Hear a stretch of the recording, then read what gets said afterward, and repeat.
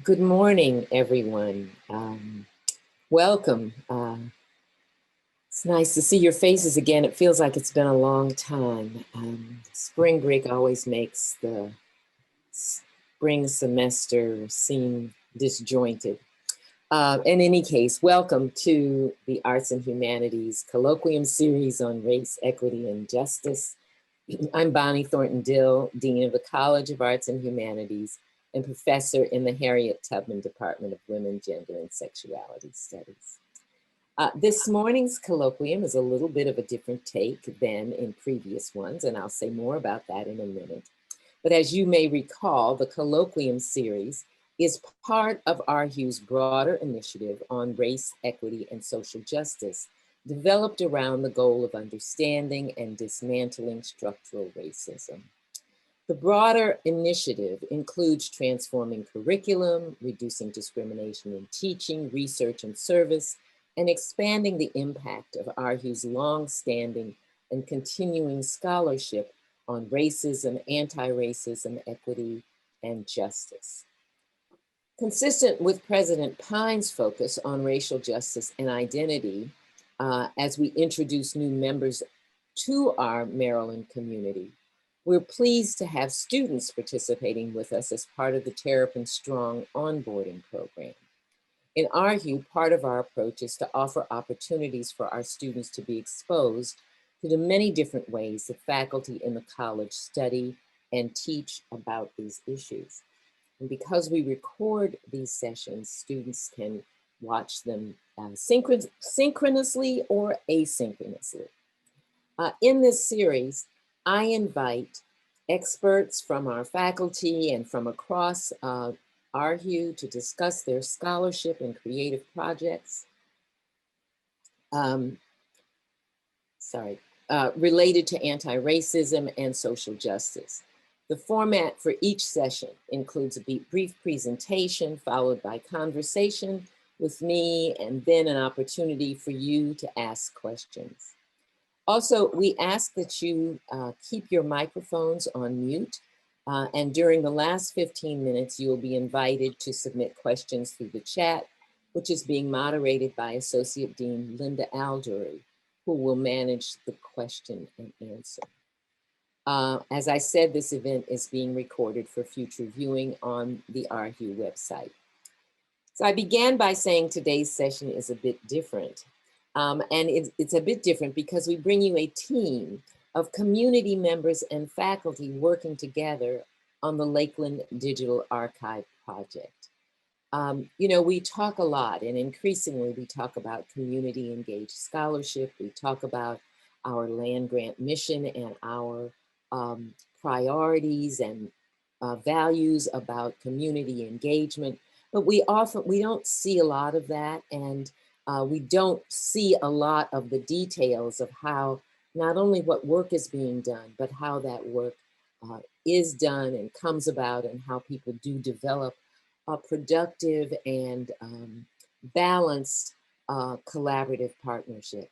So kind of with that in mind and that opportunity that's presented to us today, we welcome Violetta Sharps-Jones and Maxine Gross from the Lakeland Community, Mary Sies, who's a professor in American Studies, and Trevor Munoz, who directs the Maryland Institute for Technology and the Humanities. And the team will discuss the Lakeland Digital Archive, documenting the historic African-American community of Lakeland, founded in 1890 in College Park. So at this time, I'm happy to introduce you to Violetta Sharps-Jones and Maxine Gross, who will start the presentation. Welcome. Good morning, everybody. Good morning. I'm Violetta Sharps-Jones. I am a fifth-generation Lakelander, board member and vice president of Lakeland Community Heritage Project. And personally, I am a local historian, genealogist, and researcher. And I've been doing that. It started prior to my retirement, but certainly I went into it full-time after retirement in 2003. So it's with my connection to Lakeland and with my genealogy experience that I am able to participate and help with the Lakeland digital process. And it has been really a wonderful experience for me.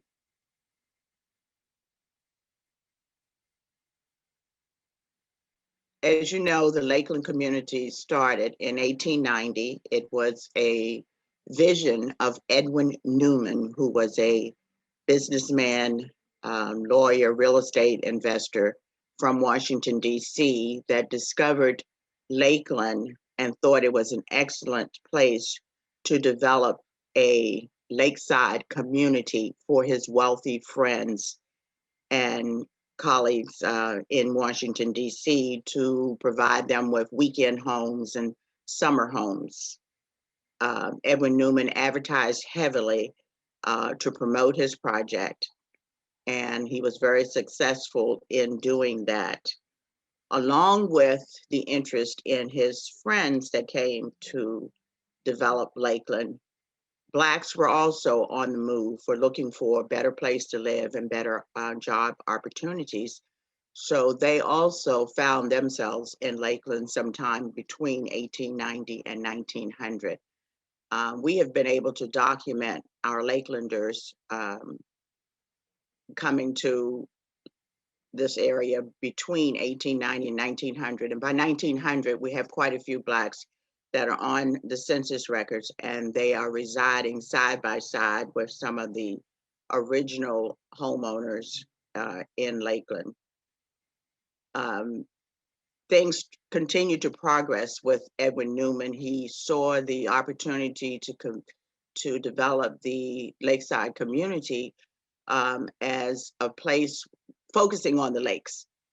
There were multiple lakes there, and they were used for various things. The lakes were used first for just pleasure, and they had wonderful skating parties in the winter. It had gas lanterns and things around it.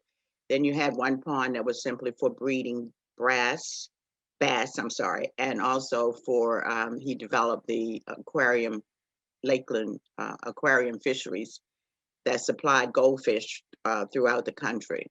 So those were some of the things that did. The Blacks that came to Lakeland came from various areas, mostly in Virginia, Caroline County, Virginia, Westmoreland County, Virginia, and Calvert County, Maryland, and Anne Arundel County, Maryland. And I think all of them were generally on the move to find a better place to live and to grow their families. The attraction with Lakeland, as far as the development, came about the fact that the streetcars were getting ready to be expanded. You had the B&O Railroad there. You also had, of course, the University of Maryland there. You had the College Park Airport. All of those were draws for Blacks to feel that they had an opportunity to find in some form of employment. And of course, to do farming. They had a lot of farm property in Lakeland, growing Christmas tree farms, various forms of produce. So that's how the Blacks came and they developed. My family have documented they were there in 1900, but they did not own property until around 1907. But prior to that, they were living in smaller homes and they were supporting the families that lived there in some capacity, whether it was doing their farm work or working in their homes, taking care of their children, taking care of the household, and etc. The Blacks seem to expand from the east side of Lakeland, which we now know, you know as Lake Artemisia. That was the original part of Lakeland. In 1893, there was an economic depression that happened, and I think that's what happened to a lot of the investors in the properties of Lakeland, and they started abandoning the properties because of that economic depression that occurred in 1893, and I think it lasted until about 1896. So I'm sure that tremendously affected the Edward Newman's group of people that had started their their homes there. So after 1896 or 7, you see more Blacks coming in, and you also see them expanding to the central part of Lakeland and securing homes. Lakeland was truly based on families. I would say that one common thread throughout Lakeland's history would be their strong family ties. You had generations of families that lived in Lakeland. Once they came to Lakeland, they simply expanded. One sibling would tell another sibling that was maybe still back in Westmoreland County or Calvert County to come on up, because Lakeland was a very good place to live. The Blacks started their churches in around about the same time, starting them in their homes. This is a picture of my family. I'm the baby on the lap.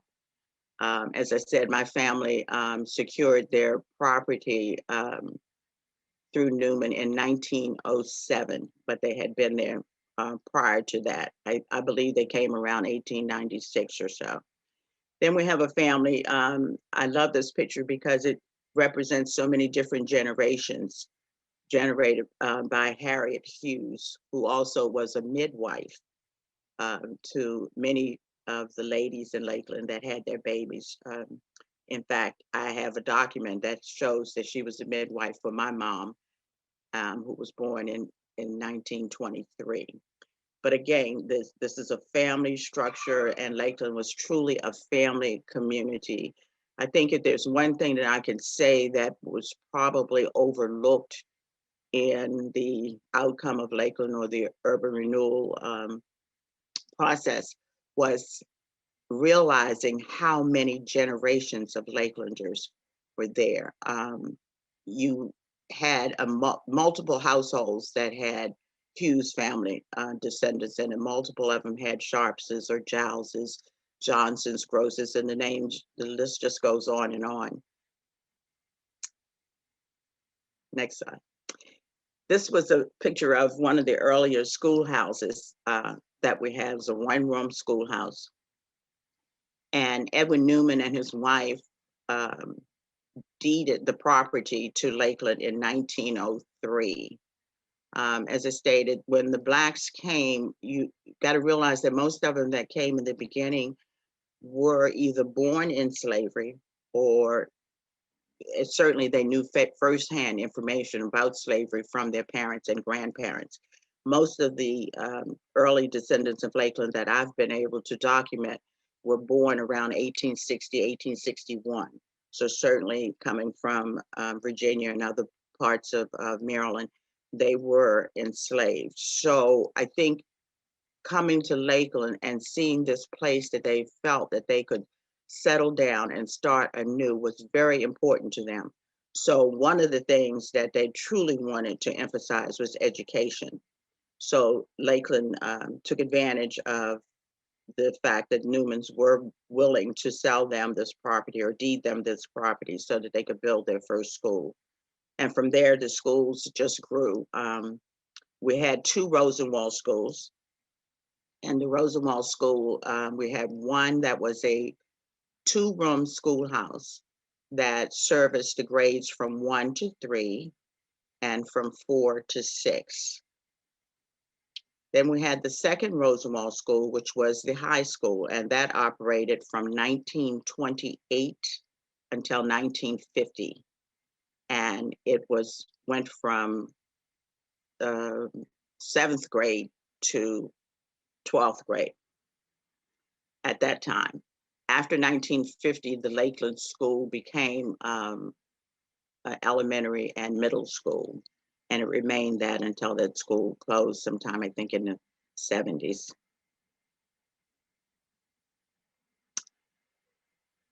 Employment was very needed, much needed for the Blacks that came to Lakeland, and they found it from the available places that they had access to.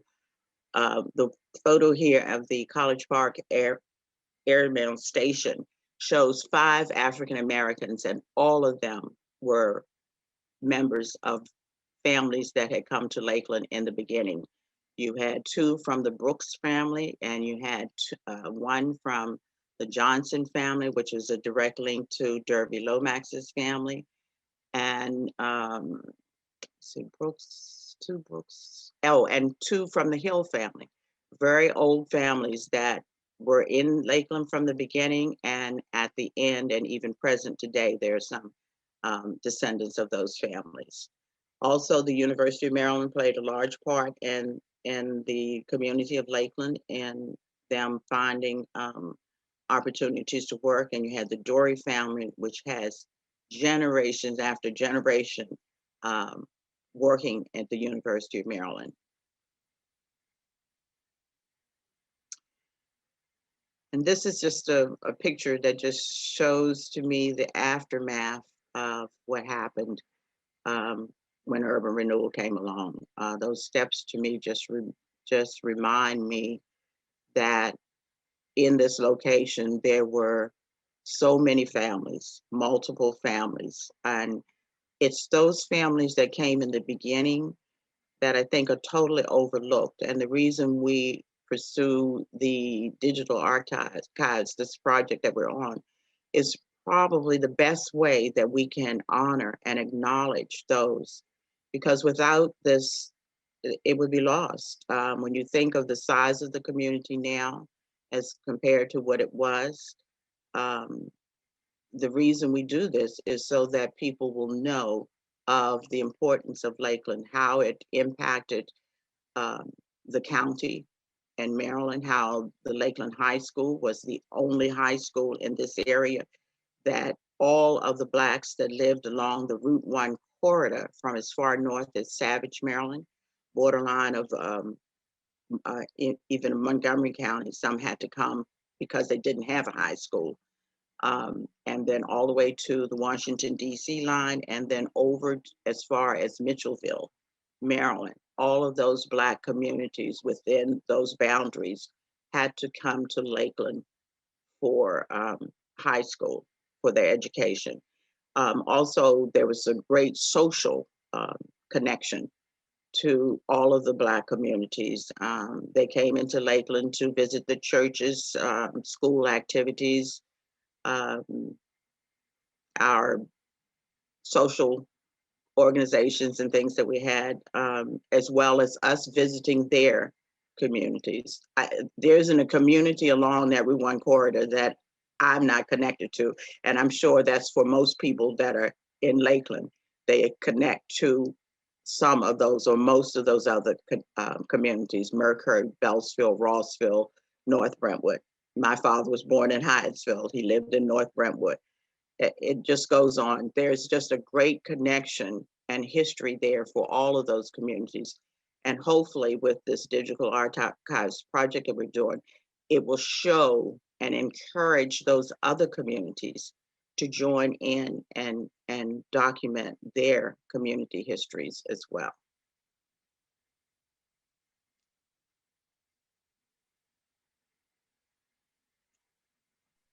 Hi, I'm Maxine Gross. Back in 2002, there was a conversation during a meeting of the Lakeland Civic Association. We reminisced about the fact that our community, the one that we knew, was dying and soon would be gone. And we discussed the fact that new residents didn't even know that Lakeland had ever been a bustling, living African-American community. We knew that if we didn't do something, it would be like our parents in our hometown had never even existed. We weren't willing to let that happen. We started off with we thought about ways that we could capture the Lakeland story. The first thing we did was to start what we call the Lakeland History Project. Our backgrounds had a huge impact on the relationships and partnerships we built in our work. Among the group that you see here is a graduate in history, a graduate level historian trained at an HBCU in Black history. There's also a former politician an HBCU trained social worker and Black Panther. So we understood that the Lakeland story was our story, and that we knew the importance of who told a history. The first thing, go ahead and change. The first thing that we did was to put together what we called our first Lakeland Heritage Weekend, or LED's first activities. They were an oral history workshop, a tour, and a gathering of celebration and discussion. Well, the oddest thing happened. Not only did former Lakelanders come to these events, people came from other parts of the wider community. Among those were Dr. Forrest Tyler and his wife, Sandy. Those two individuals became strong advocates for the Lakeland story. Their convictions on equality and understanding of community psychology strongly influenced what happened next for the Lakeland work. They brought not only their own expertise, but they recommended and gathered together other people who would help Lakelanders in their work. Next slide, please. Early on, they brought to us Edvard Thorset. Dr. Thorset was working on a project elsewhere where he was beginning a digital archive. He introduced us to the concept of a digital archive, and he also made a recommendation on the name of our organization. And we were calling ourselves the Lakeland History Project. He strongly advocated for the Lakeland Community Heritage Project. That inspiration came at the right time, because right about then we were going through the process of incorporating and gaining nonprofit status. So the Lakeland Community Heritage Project was born with the mission of preserving and sharing the Lakeland heritage. Next slide, please. That's Dr. Thorset doing our first volunteer training program. Next slide, please. And that's our group doing our first collections event. Dr. Tyler is in the center by the wall, and Edvard is to his left. Next slide, please. We not only did collections activities, but through the years, we've done many celebrations and gatherings of Lakelanders. And we've had various programs and educational opportunities. Next slide, please. Materials from the Lakeland Archive have been used for a variety of activities and endeavors. Among them, first, was the production of this book, Lakeland African Americans in College Park. It's still available. You can purchase it via Amazon, or the digital copies are also available. Next slide, please. We've used the materials from the archive to produce this video. It's available online now on restorative justice for Lakeland. Back in June of last year, the city of College Park apologized publicly via a resolution for its negative impact upon the city, upon the people of Lakeland, particularly in view of the urban renewal process that displaced more than 100 of the 150 households within Lakeland. We've also used it, next slide, to help researchers in their work. And materials from the archive were used in producing a musical program, actually a original musical work called Shadows of Lakeland. That was done, premiered a few months ago. You can still find it now on YouTube. I strongly recommend it to you. These young people used all types of innovative percussion instruments to tell the story of Lakeland. They also integrated into the work elements of oral history, and it is just a fabulous experience. I can't recommend it to you enough. Materials from the archive were also used to produce 2 murals, other electronic media projects. Families have used the materials in their research, as have scholars. Next slide, please. This is Dr. Sies, who's with us today, and a group of her students reporting out on an earlier project that they did in Lakeland. Also on the panel are other Lakelanders who were involved in that particular project. So I leave it up to you for your questions. We're happy to be with you and look forward to an interesting and exciting experience this morning.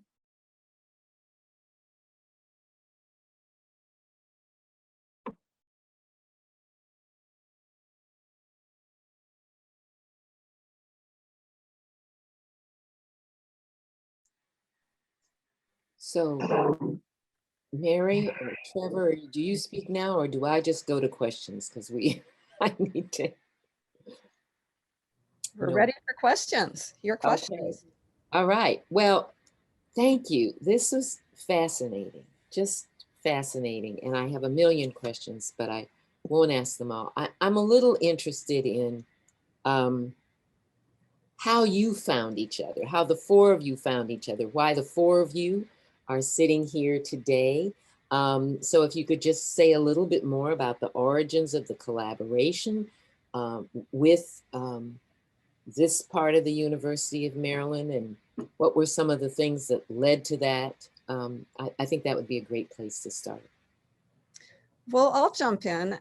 So I would say, like many good things I learn about here at Maryland, I first learned about LCHP and Lakeland from a student. Eli Poussin, he was an MAA student. He took my Cultural Landscapes graduate seminar in 2007, and he wrote his final paper on Lakeland. And after that, he reached out to me, asking me to help with some oral histories on one of Lakeland's LCHP's early heritage weekends.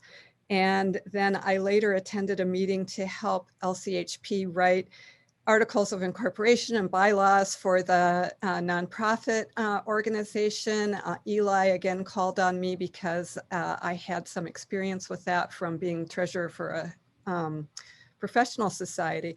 My first met with LCHP members to talk about a community engaged class, I think in 2009. And I remember sitting around a picnic table in the park in Lakeland and discussing how we might start things up. And I first taught a course, I think with about 15, 16 students, 1 undergraduate and all the rest grads in 2009. And we focused on doing the history of the east side of Lakeland, where Lake Artemisia Park is.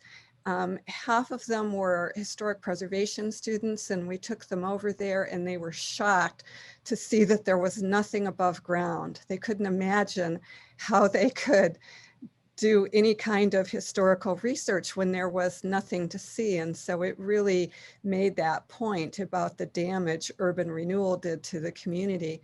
And we kind of went forward from there. We did that class, did a community engaged class focusing on educational values. And also we organized a group of Lakelanders to do a storytelling circle at Maryland Day. I think that was in 2011, and we actually held that event in the Driscoll Center, which is your background, Dean Dill. And we kind of went on from there. And then Trevor, I'll let you say a little bit about how you came on board. I think that was 2017. Yeah, thanks, Mary. Yeah, so I joined the project, kind of joining this long legacy of community university partnership in 2017, which was a moment when MITH was going through a transition, and so sort of a natural moment to look for new opportunities and new projects to do the kind of work that we think is most meaningful. And so I actually met Mary and Maxine at an event hosted by the UMD School, who came back into the project a little bit later as sort of more full-fledged partners, but they were doing an event on community data curation. And that's part of my background is in information science and in data curation specifically. So I turned up to this event and had a chance to talk to Mary and Maxine. And it started with a very small thing, you know, a worry about a server that was hosting some of the Lakeland materials from classes and so forth. And they said, could you help with this server problem? And I said, yes, absolutely. And we could do so much more as well. And then we worked on the server problem. We got that straightened away. And then we started to really sort of join these conversations and try to figure out, you know, what do Lakelanders want next from this body of work that they've done over decades, you know, stewarding the history of this community, and how can digital approaches and digital tools sort of add new layers to that work.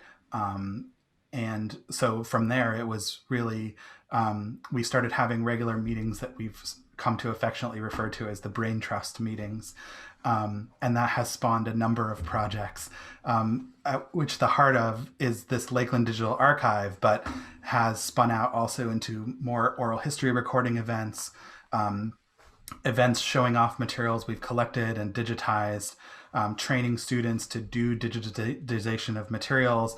So that's really one of the hallmarks of this as a digital project for us. All the ways in which we talk about this as a digital archive, but so much of it is the value that material has in circulating and serving the goals of the community for memory, for recognition, for connection with each other. And so that's how we came into the story about three and a half years ago. So you talk about serving the goals of the community. And so I'm really interested in how this collaboration from the community side and the campus side looks in comparison to other collaborative, community engaged projects. You know, what I'm interested in you talking about that, reflecting on that, both everybody. I think I'd like to kind of take a once over with that. Mm-hmm. You traditionally think about a large institution coming to a small community saying, you know, we're here to help you. And that the power structure in something like that is that large organization dictates the who's and the what's and the how's and the how much and those kinds of things. And that the smaller entity kind of takes whatever they're able to get. That's not been our approach. Our approach has consistently been, we have something of value. We've been entrusted with something by our foreparents and our friends and neighbors and our families. And it's our obligation to steward that and to guard that. As African Americans who studied history, we have a strong understanding of what happens when powerful organizations take over and tell our stories. So all decisions have gone into place with that as a backbone. So when we look at partnership, we look at partners coming together to serve the needs of the community. And those are the partnerships that we accept. It's been more than a year now, back when we were out in the world, we attended a Black Communities Conference that was sponsored by a university group in North Carolina. And we spoke to dozens of people doing partnerships with academic institutions. And it was made crystal clear that our relationship was a unique one. That we were honored, and our needs were not only addressed, but embraced in a way that other situations simply don't understand. I can't advocate for this type of work any more strongly. I can't really communicate it to you. I see it as being beneficial to the academic. They're able to learn in ways that they didn't realize before. And they're able to be of service to mankind in a way that traditional scholarships simply cannot serve. So I'll jump in and talk a little bit from my point of view. You know, I think Maxine's exactly right. The first course I taught was a historic preservation course with a lot of American Studies students taking it as well, my own department. And normally how this would operate is that we bring a group in, historic preservationists, come into your community, and they use their expertise to tell you what's important about your community.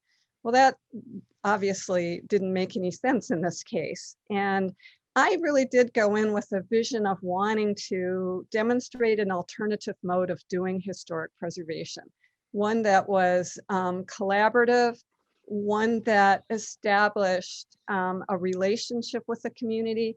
I think the kind of standard model for a classroom experience is the community as lab model. You know, professor comes in, brings students, works with the community to give the students an opportunity to be trained in whatever it is you're doing, in this case, heritage and history research. And at the end of the semester, you know, you have a product, a deliverable, a report, or a set of recommendations or something like that, but it's usually a one-off. That's that, and you go on and you find the next community to solve the next training challenge you have for your students.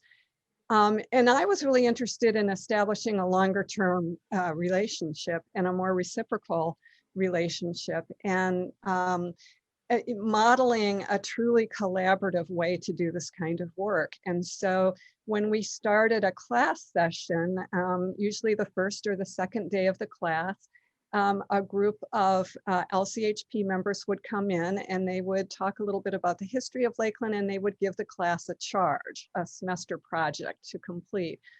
And then we would divide the students into teams, and they would research different aspects of that. But important part of this process was that every 3 weeks or so, 3 to 4 weeks, we would come back and meet with Lakeland residents, and the students would give a progress report. This is what I found. Lakelanders would give us feedback, would give us guidance, suggest people that the students might want to do oral histories with and help arrange that. And so we worked interactively like that every 2, 3, 4 weeks. You know, the community really shaped the project. I think one of the fundamentals of the way we work in the Lakeland Digital Archive project is just to try to reverse the power relations. Lakelanders, this is their heritage, their material, they own the archive, they are the chief decision makers. And that has had some challenges to it as we've gotten more and more into the technical aspects. But I think it's worked. It's a good team, and you know, it's been a real privilege to be a part of this. I think I've been working now for 13, 14 years, and a lot of projects. So yeah, I think it's a genuine model. I want to say one more thing, which is a lot of, I was influenced by people like Dolores Hayden's Power of Place project in Los Angeles, Gail Dubrow's and Lynn Horiuchi's work on Asian American heritage on the West Coast. But I was very influenced by one of my own students, Kelly Quinn, graduate student who wrote her dissertation on the African-American architect Hilliard Robinson. She did field work at Langston Terrace, which is an African-American public housing project in Washington, D.C. And in exchange for doing her field work for a number of years, she had a weekly and summer project working with kids at Langston Terrace. And that was actually a very inspiring model for me. So again, students teaching the teacher. But that was a strong inspiration. Yeah. If I could just sort of pick up. Yeah, Yes. go on, Trevor. Sorry, if I could just briefly pick up on one of the threads there about technology and how it plays in here and alongside power relations. When MITH came into the project, we sort of learned the ethos from Mary and from Maxine, and seeing that picture of the LCHP founders before they were the LCHP founders on the front porch today, and the description of that group, the social worker and the Black Power activist and the HBCU historian graduate, and thinking about the sort of deep particular knowledge about how to handle and how to transmit and how to value the history of a Black community that's embodied there. And thinking about how we then flip the valorization, which we all kind of get as a cultural script of technology as, the great new way, or, something that should be valued perhaps above other approaches to knowledge. And thinking about, as we do in many of our engagements at MITH, what can be different if we harness technology to these other ways of knowing and try to blend them together in the most productive way possible. And that does take a lot of time. Often in the digital humanities field where I work, so much is driven by external grant funding cycles of 1 year, 2 years, 3 years. And we've been working on this Lakeland material at least that long. And I think that's how long it's taking to really figure out how to blend the knowledge on that front porch about how to do this history with, how to build digital collections, how to think about archiving those memories, how to connect them with larger institutions. And so taking that time and trying to blend those ways of knowing together has been a particularly important element of sort of enacting the values of the project. Thanks, Trevor. That's the question I was going to ask. And so now I want to open it up to people, because I know for myself, I have lots of questions about the details of Lakeland, as well as there's so many questions on so many levels. So I want to open the floor. People can put their questions in the chat. I will also point out, and Linda will call on people. I will also point out that in the chat, there are links to a number of the things that were mentioned, either by Mrs. Jones or Mrs. Gross in about Lakeland, the book, and so that information is there. So Linda, can I turn it over to you at this point? Thank you. Yes, thank you. So we have a first question here about it looks like the relationship between the religious affiliations in the area and the community. It says the panelists mentioned the building of churches in Lakeland.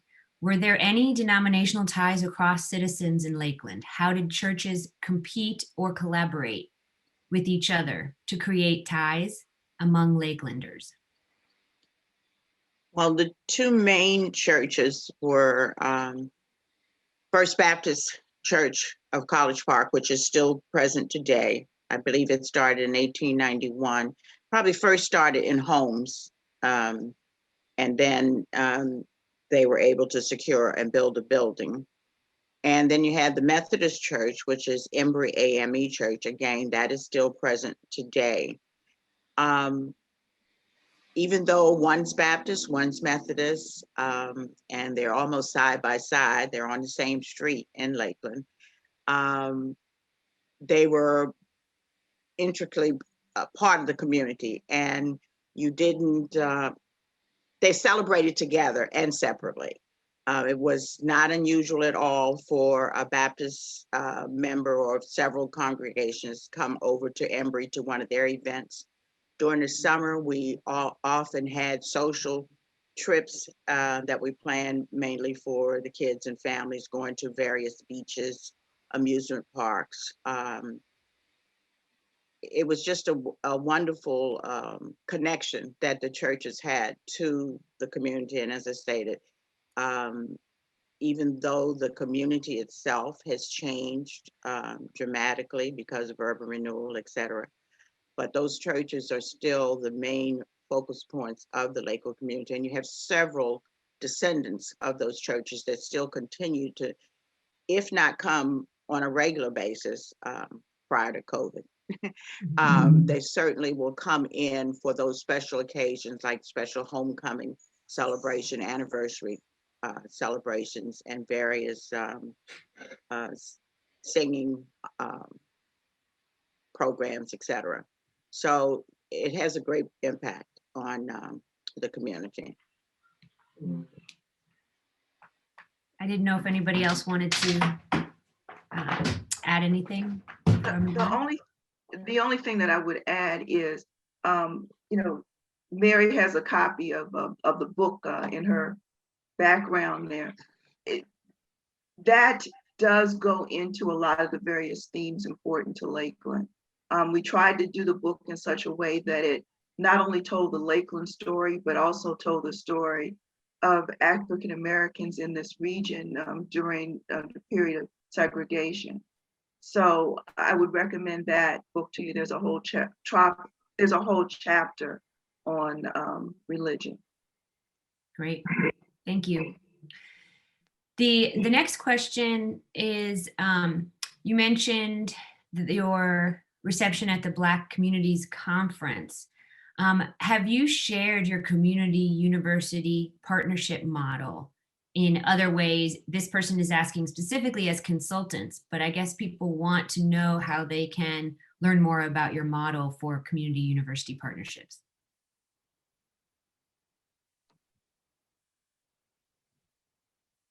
I would say most of what we're doing so far is events like this.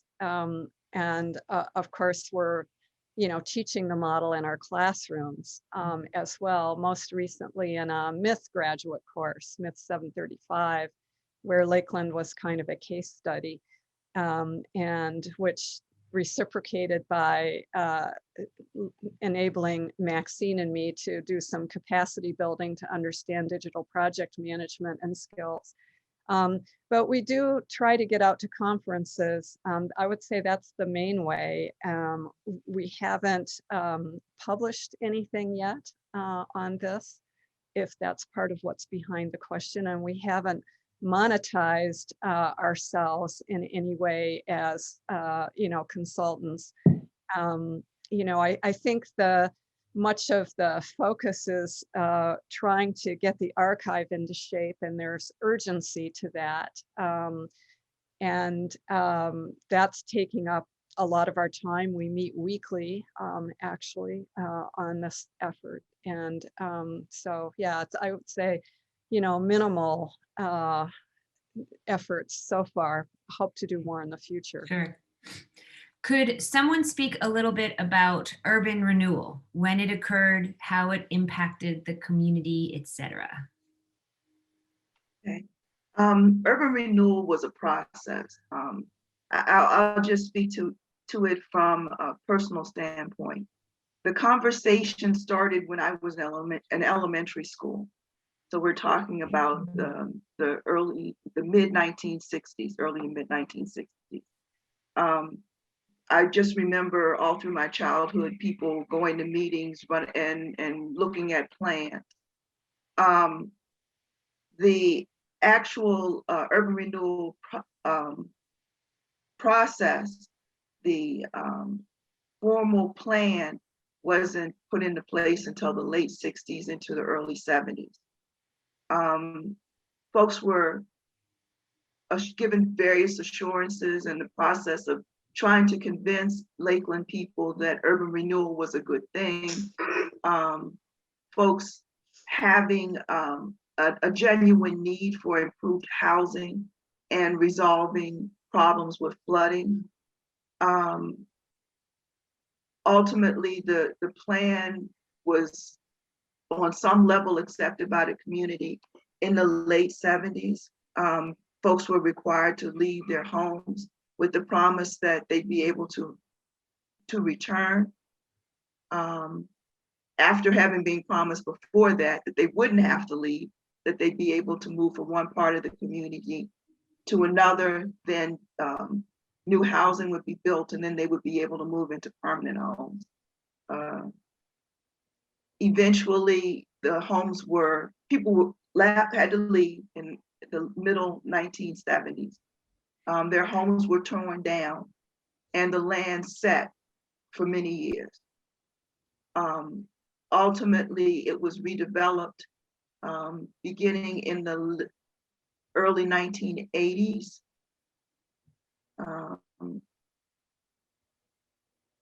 Then the portion, the part that was redeveloped first was the area from Rhode Island Avenue to Route 1. The area where Lake Artemisia just sat vacant for many, many years. And it was supposed to be redeveloped as, at one point, originally it was supposed to be housing. Then the plan changed to be a light industrial development. Then some kind of way it ended up being turned over to WMATA to mine gravel for the Green Line. And they made the arrangement that they would then turn it over to Park and Planning, having redeveloped it as a park. So the big thing about urban renewal is folks were promised one thing in the beginning, and the plan took much longer and had many variations and iterations over the course of time. So ultimately what we got was a park. We got a huge swath of land that's still owned by a developer who owns many urban renewal properties in the country. And we are left with about a third of Lakeland's actual original footprint. Thank you. I think we have time for one more question, and this one really has to do with the future. Can you talk a little bit about plans on making this project sustainable? That's the $1 million question. So we're actively grappling with that. Anybody can chime in. And maybe this is a time for Trevor to talk a little bit about the database and the eventual ways in which the archive will be made available. But the whole team is in the process of trying to figure out a sustainable framework, as well as a place where this will be housed safely, and how to do that, and how much control to LCHP should maintain over the archive. All those kinds of questions are tricky questions. We actually bundled the whole bunch of us into cars and took a field trip to Morgan State University and consulted with Ida Jones, the archivist there. This was before Lael Hughes Watkins was hired at the University of Maryland, who has also helped us think about these issues, as has Joni Floyd. So, there's a lot more to decide, but we are actively in that process of trying to work out a sustainable relationship, and also to cultivate some younger members of the Lakeland community who can help with this process. So maybe Trevor might talk a little bit about the archive itself. Yeah, just to add a couple of points to that, which is, part of our research mission at MITH is to think a lot about the sustainability and preservation of digital scholarship, digital work. And so we're sort of bringing that experience to the collaboration here. And I want to emphasize, though, that, you know, these sort of what you might think of as like the technical matters of sustainability are really only sort of like one thread in the whole cloth, right? I mean, it's about the organizational sustainability of LCHP, the living, vital sustainability of Lakeland, which is an, you know, an active community. Real people live there, and the technology is embedded in the sustainability of those things. But we are, you know, doing a lot of thinking about how the technology can contribute to that rather than be a burden or a distraction from that. You know, and I think especially to that moment when we arrived in the project where there was a sort of ailing server, and how can we avoid that moment in the future? And so we've been, among a number of other things, you know, we've received some funding from the National Endowment for the Humanities to think about as we continue to develop the Lakeland Digital Archive application, you know, which will have a database, which will have some components of it that live on the web, how to design and build and put those things in the hands of Lakelanders in a way that they can be as sustainable as they possibly can be. And a lot of that is, you know, there are no magic bullets in digital preservation. You know, it's a relay. It's about keeping LCHP and Lakeland as, you know, sort of vibrant, active places who can then use the technologies that we, you know, are developing to continue to do the work of the life of this community. So, you know, there are elements of that that are very sort of tech speak. You know, they're about things like minimal computing, and, you know, using very well tested technologies and using certain practices from, you know, digital preservation. But really it's about thinking how the technology fits in the life of the organization and the life of the community, because the sort of ultimate sort of tactical preservation, right, is that there are people around who are continuing to use the digital archive, share its materials, and work with it, and thus will be continuing the upkeep and maintenance that are necessary to keep anything moving in the future. And that's going to be a, you know, a partnership between individuals and organizations, perhaps, you know, other kinds of cultural heritage organizations in the future. So it's a really complex set of factors, and we are definitely grappling with it at this very moment. Thank you. I would also say we're also looking at the possible opportunity for an institutional home for at least a copy of the archive. And what does that mean, and how would that work in an appropriate fashion? Thank you. And I'll just give the last minute back to Dean Thornton Dill. Thank you, everybody. And I think you're still muted, Bonnie. Right.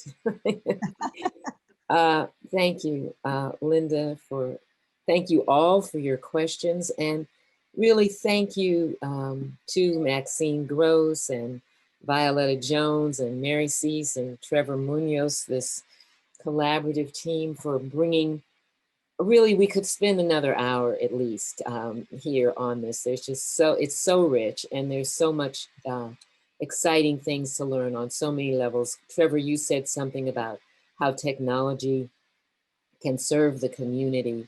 And I think the broader question for all of us in terms of is how can the university serve the community, and how can we as members of the university do that? And you've given us really a wonderful model, which reflects a big investment of time. And that's one of the things that I kind of take away from this, is that it's not a fly-by-night kind of things. People live in these communities. They've lived there all their lives, 5 generations or whatever. And if we're going to engage in the communities as members of the university, we have to acknowledge that long-standing commitment that they have to their communities and make a commitment ourselves. So this was wonderful. Thank you so very much. Everybody have a great day, and we'll look forward to more. And Linda, will you just send out the chat, all those Yes. To everyone who attended? Great. So, yes, I will. And in case the speakers don't see, you have a lot of positive responses and feedback in the chat, and we can share that with you formally via email later. thank you all. Thank you. Take care. Thank you.